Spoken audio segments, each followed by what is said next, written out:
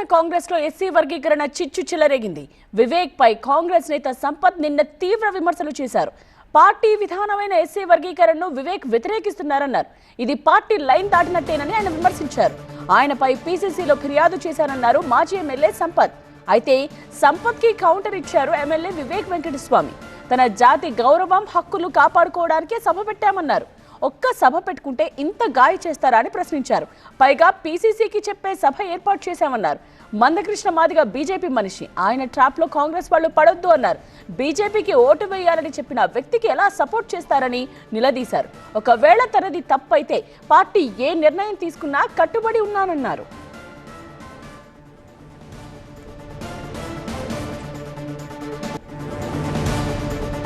వర్గీకరణకు అనుకూలమని మేనిఫెస్టోలోనే కాంగ్రెస్ చెప్పిందన్నారు ఆ పార్టీ నేత సంపత్. ఇప్పుడు వర్గీకరణకు వ్యతిరేకంగా మాట్లాడటమంటే పార్టీ లైన్ దాటినట్టేనని అంటున్నారు.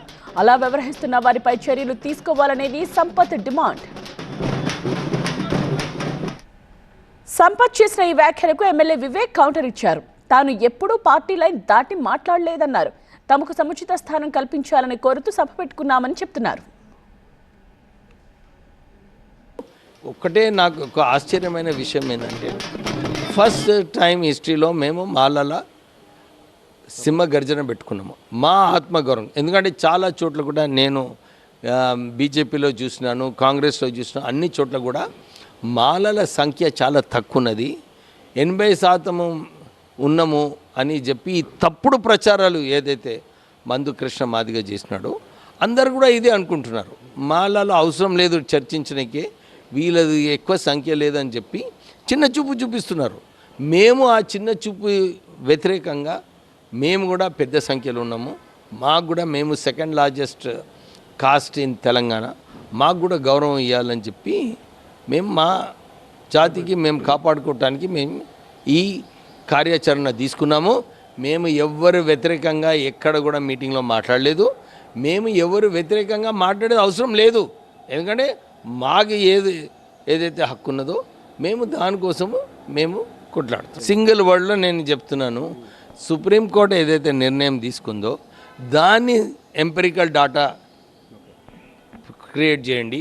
ఎంపిరికల్ డాటా ప్రిపేర్ చేసుకున్నాక అసలు అందరు కూడా మాదిగలైనా మాలలైనా మీరు సుప్రీంకోర్టు డిసిషన్ చూస్తే ఆ సుప్రీంకోర్టు డిసిషన్లో మొత్తము కుల వివక్ష కనబడుతుంది. ఆ సుప్రీంకోర్టు డిసిషన్లో కూడా దీని గురించి ఎవరు మాట్లాడటం లేదు. దీంట్లో రిజర్వేషన్స్ ఇస్తే ఇన్ఎఫిషియన్సీ వస్తుంది, రిజర్వేషన్స్ తీసే ప్రకారంగానే మాట్లాడినారు. కానీ 3000 సంవత్సరాల కుల వివక్ష ఏదైతే ఎస్సీస్ మీద దళితుల మీద జరిగిందో దాని గురించి ఒక్క అంశం కూడా మాట్లాడలేదు జడ్జిమెంట్లో. చాలా విచిత్రమైన జడ్జిమెంట్ ఉంది అది. ఈ మేధావులు మీటింగ్ పెట్టినారు, చాలా మేధావుల మీటింగ్లు పెట్టుకున్నారు. ఇవన్నీ కూడా బీజేపీ అసోసియేటెడ్ మీటింగ్స్. ఎందుకంటే మనం చూస్తున్నాం చాలామంది ఇదే అంటున్నారు, సుప్రీంకోర్టు డిసిషన్ చదవలేదు ఇప్పటివరకు, కేవలము ఏబిసిడి చేయాలి. ఏబిసిడి అంటే ఏబిసిడిలో కూడా మీరు తెలుసు, ఆంధ్ర ఉన్నప్పుడు ఆంధ్ర తెలంగాణ, ఆంధ్ర ఉన్నప్పుడు ఆది ఆంధ్రాలు తెలంగాణలో లేరు, రెల్లీలు తెలంగాణలో లేరు. ఎట్లయితుంది అది?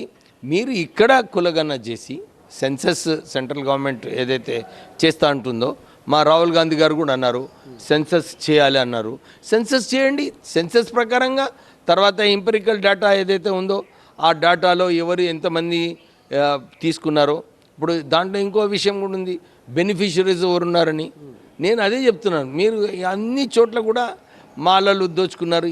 నిజంగా ఈ 10 సంవత్సరాలలో తెలంగాణ వచ్చిన తర్వాత ఎంతమంది బెనిఫిట్ అయినారో ఆ డాటా తీస్తే తెలుస్తుంది. ఇప్పుడు వస్తుంది కదా, 1 మ్యాన్ కమిషన్లో డాటా వస్తుంది.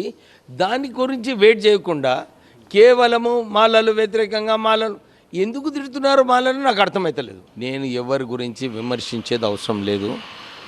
వారి ఆలోచనలు ఏముందో వాళ్ళు చేసుకొని, నా ఆలోచన ఏముందో నేను దాని ప్రకారంగా పోతా. నేను ఎప్పుడు కూడా కాంగ్రెస్ పార్టీ లైన్ దాటలేదు. కాంగ్రెస్ ఏదైతే వాళ్ళు నిర్ణయాలు తీసుకున్నారో వాళ్ళ నిర్ణయాల ప్రకారంగా చేసుకోవాలి. నా రెస్పాన్సిబిలిటీ ఏదైతే ఉందో, నా జాతికి ఏదైతే చట్టం ప్రకారంగా నేను మా జాతికి నేను ప్రొటెక్ట్ చేయాలనుకున్నానో రిప్రజెంట్ చేయాలనుకున్నాను. నేను మా జాతికి నేను అన్ని చోట్ల కూడా ఇదే చెప్తున్నా, మా జాతి సెల్ఫ్ రెస్పెక్ట్ చాలా ఇంపార్టెంట్. మా జాతి సెల్ఫ్ రెస్పెక్ట్ కోసము నేను ఏదైనా చేయడానికి సిద్ధంగా ఉన్నా. నేను మా టీపీసీసీ ప్రెసిడెంట్కి కూడా చెప్పిన, నేను ఇట్లా మాట్లాడుతున్నాను, నేను మా సెల్ఫ్ రెస్పెక్ట్ అవసరము, చాలా చోట్ల కూడా మాకు కించపరుస్తున్నారు, ఇది సరైన పద్ధతి కాదని చెప్పి నేను మా టీపీసీసీ ప్రెసిడెంట్ గారు కూడా చెప్పిన. నేను ఖాళీ ఒక సభ పెట్టుకుంటేనే ఇంత హల్చల్ అవుతుందంటే ఎందుకు హల్చల్? అందరు అన్ని కులాలు పెట్టుకుంటలేరా? వాళ్ళ మీటింగ్లు పెట్టుకుంటున్నారు, వారు జాతి గురించి మాట్లాడుకుంటున్నారు. ఒక మీటింగ్లో మీరు చూసినారు, రెడ్డిస్ మీటింగ్లో అందరు కూడా గొప్పగా మాట్లాడుకున్నారు. కమ్మ మీటింగ్ అయింది మొన్న, వాళ్ళు కూడా గొప్పగా మాట్లాడారు. పార్టీ లైన్లో మీరు లేరు అనేది సంపత్ వాదన. అది ఆయన వాదన. కరెక్ట్ ఏముందో మీకు తెలుసు. నిజంగానే ఎక్కడైనా ఉంటే నేను పార్టీ లైన్ క్రాస్ చేసినట్టుంటే చూపించండి. యాక్చువల్లీ మందకృష్ణ మాదిగ ఏదైతే కాంగ్రెస్ నాయకులకు ఖర్గే గారికి విమర్శిస్తున్నాడో వీళ్ళందరూ సపోర్ట్ చేయాలి. అసలు ఖర్గే గారు ఎక్కడైనా మాట్లాడినరా ఈ అంశం మీద? ఆయన ఖర్గే గారిని ఎందుకు విమర్శిస్తుండు? అసలు అమిత్ షాని విమర్శించాలి. అంబేద్కర్ పైన ఏదైతే ఫ్యాషన్ అయిందని చెప్పిండో దాని గురించి మందకృష్ణ మాదిగా మాట్లాడతలేడు. ఎవరు ఏది మాట్లాడుకున్నా కానీ నేను నా స్ట్రెంగ్త్ నాకు తెలుసు. నేను నా స్ట్రెంగ్త్ని, నా కమ్యూనిటీని నేను ప్రొటెక్ట్ చేసుకుంటా. దాన్ని ఎవరేం ఆపలేరు. మాకెందుకు కించపరుస్తున్నారు? ఇప్పుడు కూడా చూస్తున్నాము సోషల్ మీడియాలో మాట్లాడితే మాలల మీద విమర్శలు. అరే ఇప్పుడు బ్యాక్లాగ్స్ ఉన్నాయంటే మాలలు ఎక్కడ దోచుకున్నట్టు? నిజంగా అర్థం చేసుకోండి, నిజంగా ఎక్కడ దోచుకున్నట్టు? ఎక్కడ కూడా లేదు అట్లా. మీరు అప్పుడు కూడా 2004లో కేటగరైజేషన్ అయినప్పుడు చాలా బెనిఫిట్ ఎవరైతే నిజంగా బెనిఫిషరీస్ ఉన్నారో వాళ్ళు ఉన్నారు. మెయిన్ ఒక్క విషయం అందరూ కూడా గమనించాలి, దళితులందరూ కూడా చాలా విషయాలు ఉన్నాయి, కలిసి పోరాడే విషయాలు చాలా ఉన్నాయి. బడ్జెట్ ఎక్కువ తెచ్చుకోవాలి, ఆర్థికంగా దళితులు ముందుకు రావాలి. దీనికోసం కొట్లాడ చేయకుండా మన అంతా కాన్సన్ట్రేషన్ దీంట్లో పోయింది. దీంట్లో ఓవరాల్ నష్టపోయింది అందరు దళితులే.